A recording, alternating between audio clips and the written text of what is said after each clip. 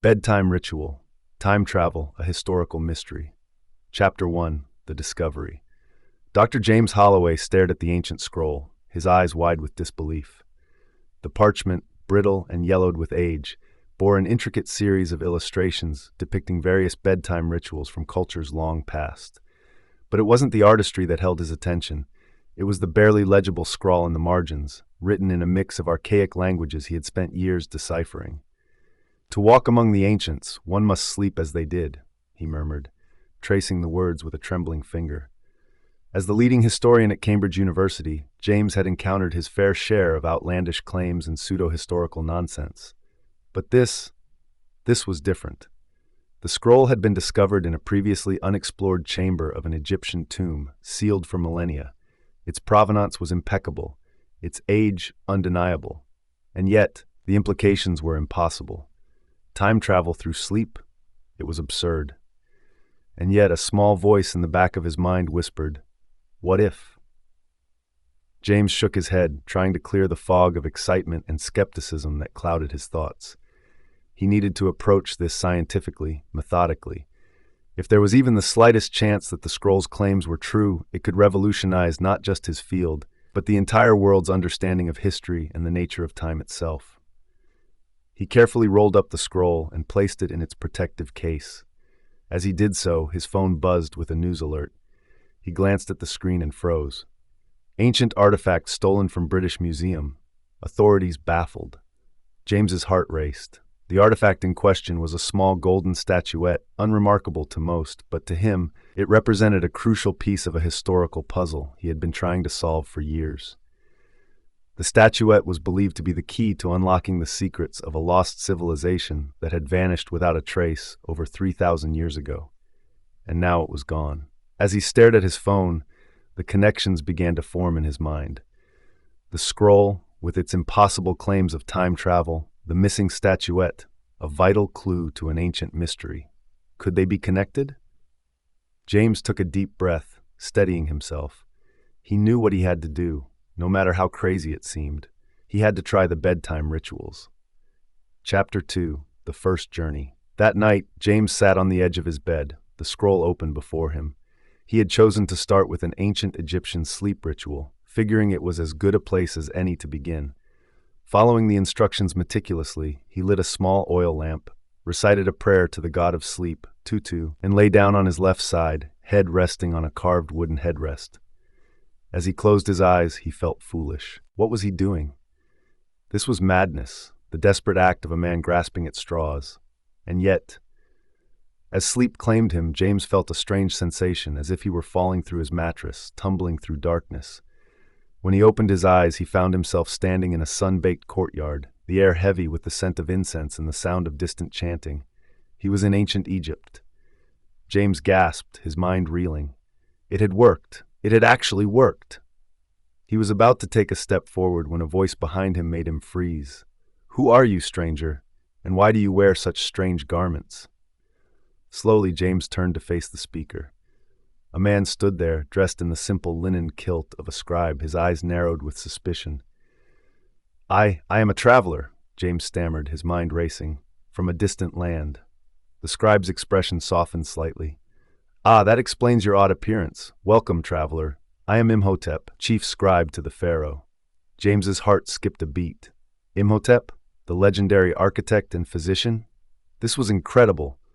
As they talked, James carefully probed for information about the lost civilization he had been researching, and to his amazement, Imhotep seemed to know of it.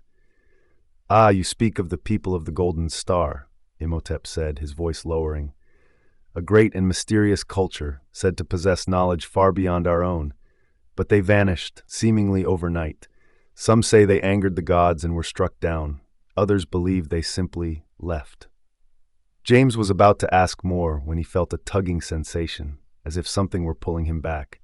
The courtyard began to fade around him, Imhotep's puzzled face growing dim. With a gasp, James sat up in his own bed, sunlight streaming through the windows. He was back in the present.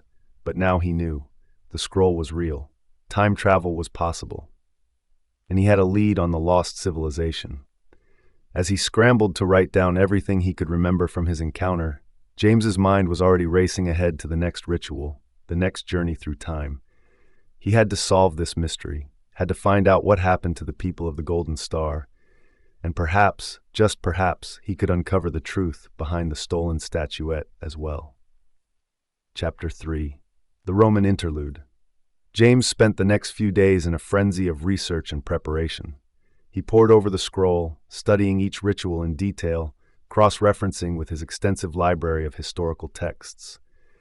The excitement of his discovery warred with his natural skepticism, but he couldn't deny the reality of what he had experienced.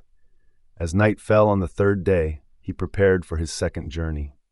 This time, he would attempt a Roman sleep ritual, hoping to gather more information about the mysterious people of the Golden Star. Following the scroll's instructions, James draped himself in a loose-fitting tunica, reclined on a low couch, and sipped a small amount of watered-down wine. He whispered a prayer to Somnus, the Roman god of sleep, and closed his eyes. The now familiar sensation of falling enveloped him, and when he opened his eyes, he found himself in a richly appointed Roman villa. The air was thick with the scent of olive oil and roasted meats, and the sound of distant laughter drifted through an open window. "Of stranger," a deep voice said. James turned to see a middle-aged man in a toga watching him curiously. "I don't recall inviting you to my home. Are you one of Quintus's friends?" James bowed slightly, his mind racing to recall his Roman history. "Forgive my intrusion, noble sir. I am a traveler, seeking knowledge of distant lands and lost peoples." The man's eyebrows rose. "A philosopher, then? Or perhaps a historian like myself? I am Tacitus, and you are welcome in my home, seeker of knowledge." James could hardly believe his luck. Tacitus, the great Roman historian. This was an opportunity beyond his wildest dreams. As they talked, James carefully steered the conversation towards his area of interest. "In your studies, noble Tacitus, have you ever encountered tales of a people who possessed great knowledge and vanished mysteriously? Some call them the people of the Golden Star." Tacitus's expression grew serious.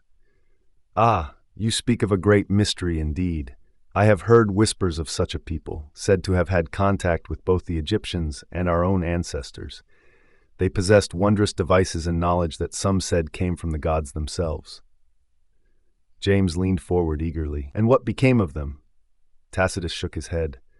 "No one knows for certain, but there is a tale, a legend really, of a great cataclysm. It is said that their hubris in wielding powers beyond mortal ken led to their downfall. Some believe they destroyed themselves, while others claim they fled to the heavens to escape the disaster they had wrought." As Tacitus spoke, James noticed something on a shelf behind him.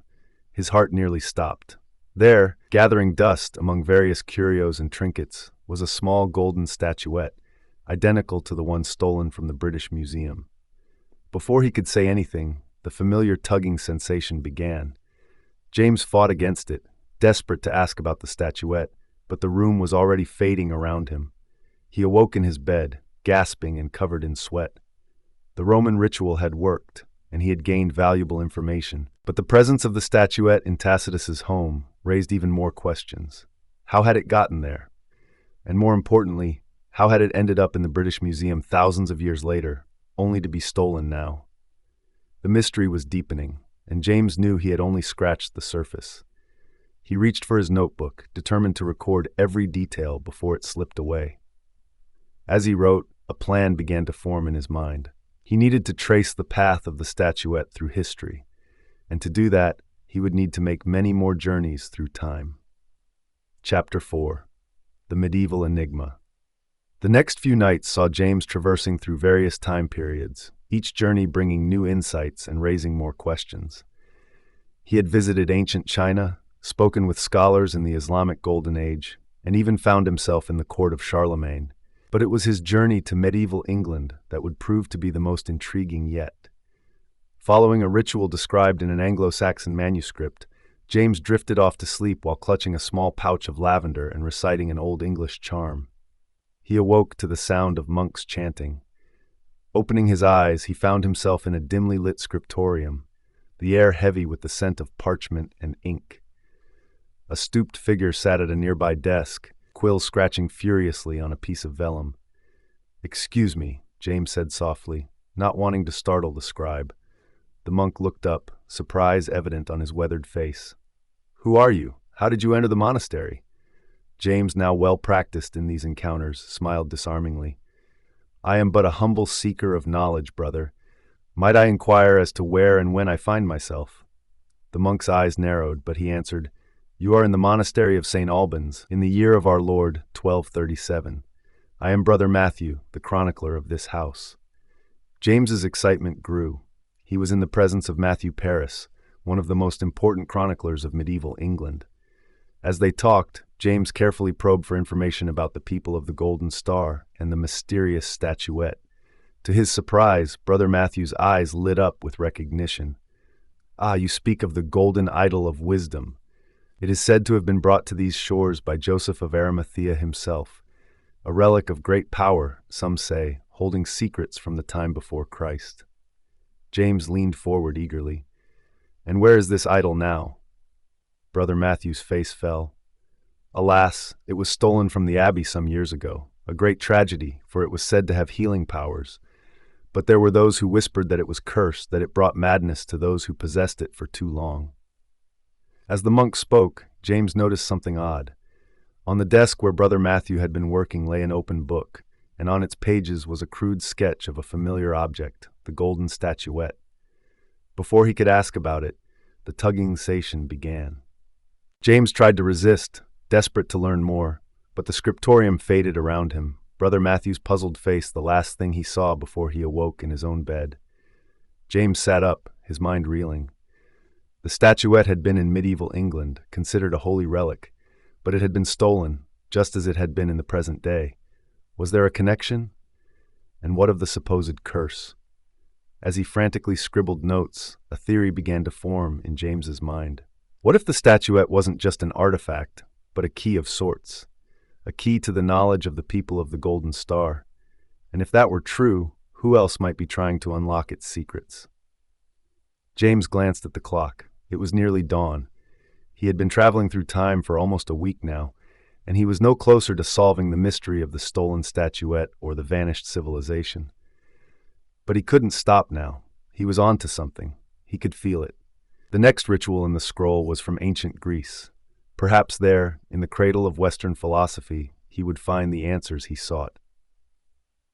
As he prepared for his next journey, James couldn't shake the feeling that he was being watched.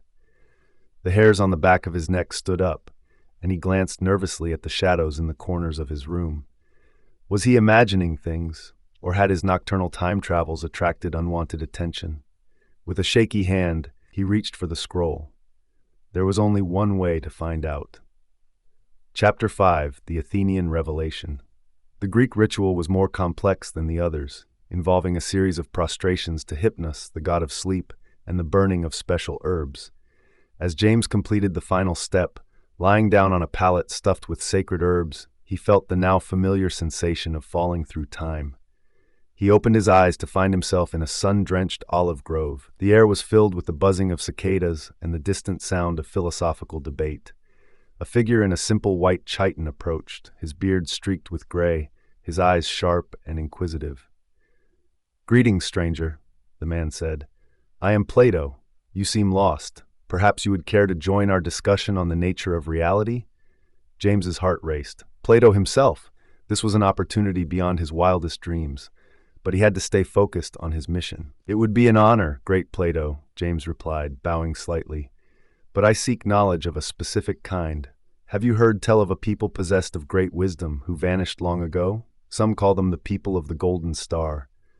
Plato's eyes widened. "Ah, you speak of the tale of Atlantis, do you not? The story my ancestor Solon brought back from Egypt?"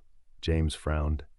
James tried to resist, desperate to learn more, but the scriptorium faded around him, Brother Matthew's puzzled face the last thing he saw before he awoke in his own bed. James sat up, his mind reeling. The statuette had been in medieval England, considered a holy relic, but it had been stolen, just as it had been in the present day. Was there a connection? And what of the supposed curse? As he frantically scribbled notes, a theory began to form in James's mind.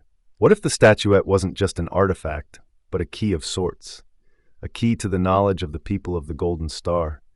And if that were true, Who else might be trying to unlock its secrets? James glanced at the clock. It was nearly dawn. He had been traveling through time for almost a week now, and he was no closer to solving the mystery of the stolen statuette or the vanished civilization. But he couldn't stop now. He was on to something. He could feel it. The next ritual in the scroll was from ancient Greece. Perhaps there, in the cradle of Western philosophy, he would find the answers he sought. As he prepared for his next journey, James couldn't shake the feeling that he was being watched. The hairs on the back of his neck stood up, and he glanced nervously at the shadows in the corners of his room.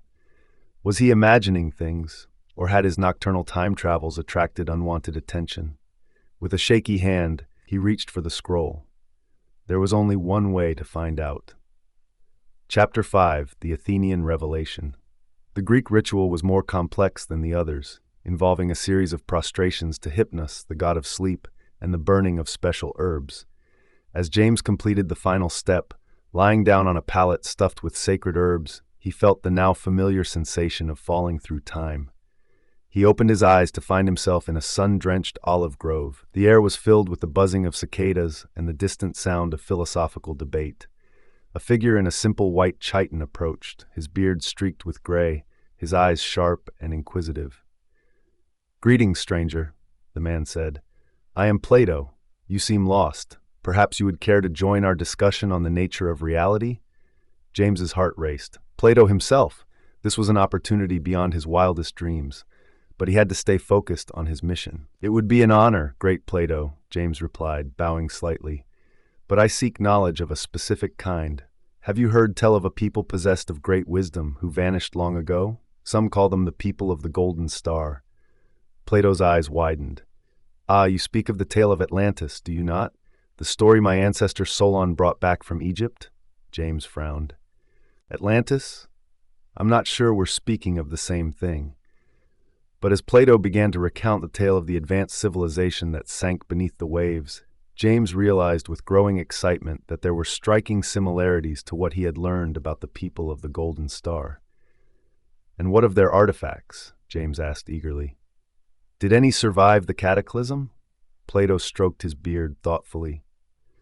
"There are whispers of a golden idol said to contain the sum of their knowledge, but it is only a legend, a story to entertain children." James was about to press for more information when he noticed something that made his blood run cold. In a nearby clearing, partially hidden by a grove of olive trees, stood a familiar figure, the man who had been following him through time. The stranger locked eyes with James, and in that moment, James knew that he wasn't the only one on this quest. The man smiled coldly and raised his hand. In it was the golden statuette. Before James could react, the tugging sensation began, more violent than ever before. The olive grove spun around him, Plato's concerned face blurring into the ether. James tried to call out, to warn Plato about the stranger, but it was too late. He awoke in his bed with a gasp, his heart pounding. The room was dark, but he could have sworn he saw a shadow move near the window. James jumped up, switching on the light, but the room was empty. Had it all been a dream within a dream? Or was his pursuer able to follow him back to the present? As he tried to calm his racing thoughts, James's eyes fell on his desk. The scroll lay there, innocently rolled up, but next to it was something that made his blood freeze. A single golden feather, glittering in the lamplight. It hadn't been a dream. The stranger was real, and he was here, in the present. And he had the statuette. James's mind raced. He had to figure out who this person was and what they wanted. More importantly, he had to get to the statuette first. If it truly contained the knowledge of the people of the Golden Star, or Atlantis, if Plato was to be believed, it could be dangerous in the wrong hands. With trembling hands, James reached for the scroll. He had one more ritual to try, one last journey to make. According to the scroll, this final ritual was the most powerful, allowing the traveler to move not just through time, but through the very fabric of reality. It was dangerous, the scroll warned, but James knew he had no choice. He had to take the risk. As he began to prepare for the ritual, James couldn't shake the feeling that he was on the verge of uncovering a truth that would shake the foundations of history itself. Chapter 6: The Convergence. The final ritual was unlike anything James had attempted before. It required a complex arrangement of candles, rare herbs, and a chant in a language so ancient it made Latin seem modern by comparison. And this, he held up the statuette, the key to it all. James stared in awe at the unfolding story of human history, a history far stranger and more wondrous than he had ever imagined. But why show me all this? Why allow me to travel through time? Chronos fixed James with a penetrating gaze. Because, Dr. Holloway, humanity stands at a crossroads. The knowledge contained within this statuette could elevate your species to unimaginable heights, or lead to your utter destruction. And you, with your unquenchable thirst for knowledge and your strong moral compass, are uniquely positioned to make that choice. With those words, Chronos held out the statuette to James. The choice is yours, historian. Take it, unlock its secrets, and shape the future of humanity. Or leave it here, lost to time, and let humanity find its own path forward.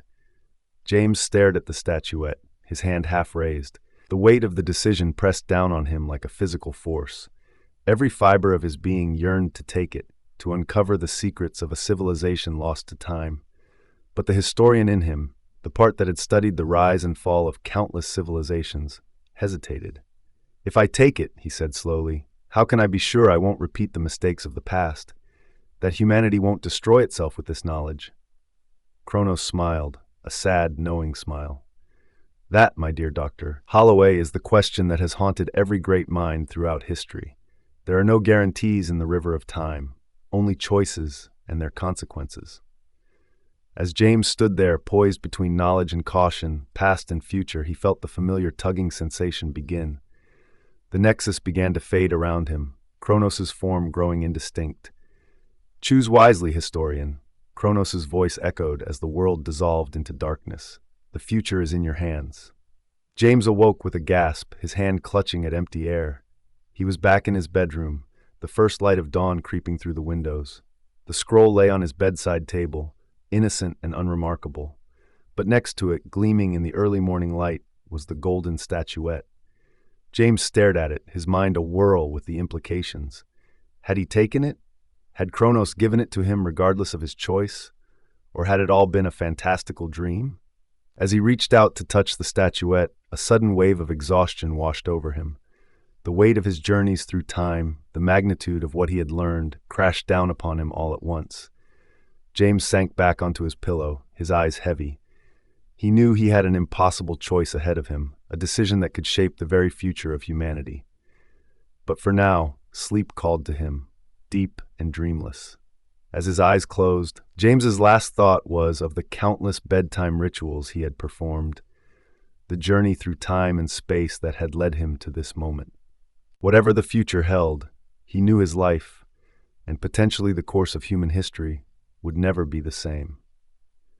In the quiet of the early morning, as the historian slept, the golden statuette sat silent on the bedside table, its secrets still locked away, waiting for the moment when humanity would be ready to face its destiny.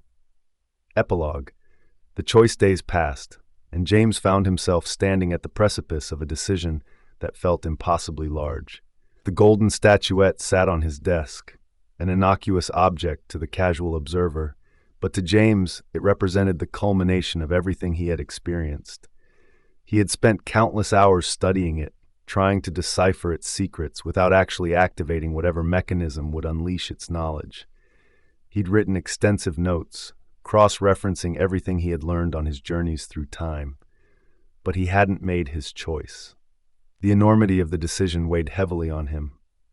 On one hand, the knowledge contained within the statuette could propel humanity forward, solving problems that had plagued civilization for millennia. Disease, hunger, conflict, all could potentially be eradicated with the advanced knowledge of the people of the Golden Star. On the other hand, history, both the history he had studied his entire career and the secret history he had witnessed firsthand, was littered with examples of power corrupting and knowledge being misused. What if humanity wasn't ready? What if, like the people of the Golden Star themselves, they were doomed to repeat the cycle of hubris and destruction? As the sun began to set on the 7th day since his return from the Nexus, James made his decision. He carefully wrapped the statuette in a soft cloth and placed it in a small, nondescript box. Then he began to write. He wrote of his journeys through time, of the people of the Golden Star, of Chronos and the Nexus. He detailed everything he had learned, every insight he had gained.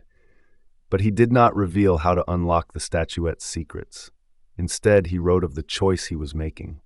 He was going to hide the statuette, somewhere it would not be easily found, and with it he would hide his writings, a record of all that had transpired. To whoever finds this in the future, he wrote in conclusion, "Know that the power to shape humanity's destiny lies within your hands. The knowledge contained in this statuette has the potential to elevate our species to unimaginable heights, but it also carries with it the seeds of our destruction. I leave the final choice to you, hoping that when this is discovered, humanity will have gained the wisdom to use this knowledge responsibly. Choose wisely," he added, echoing Chronos's words. "The future is in your hands." With his task complete, James packed a small bag. He had one more journey to make, not through time, but to a remote location where he would hide the statuette and his records, preserving them for a future he hoped would be ready for their discovery. As he left his office for the last time, James felt a strange mix of relief and anticipation. He had unraveled a historical mystery beyond his wildest dreams, had touched the very fabric of time itself. And now he was taking a step to protect humanity's future. Whatever came next, James knew that his understanding of history and his place in it had been forever changed. As he stepped out into the cool evening air, he allowed himself a small smile. The greatest adventure of his life was ending, but in many ways, he felt as though humanity's true adventure was just beginning. And somewhere in the timeless realm of the Nexus, he could almost imagine Chronos watching, a knowing smile on his ever-changing face. The end?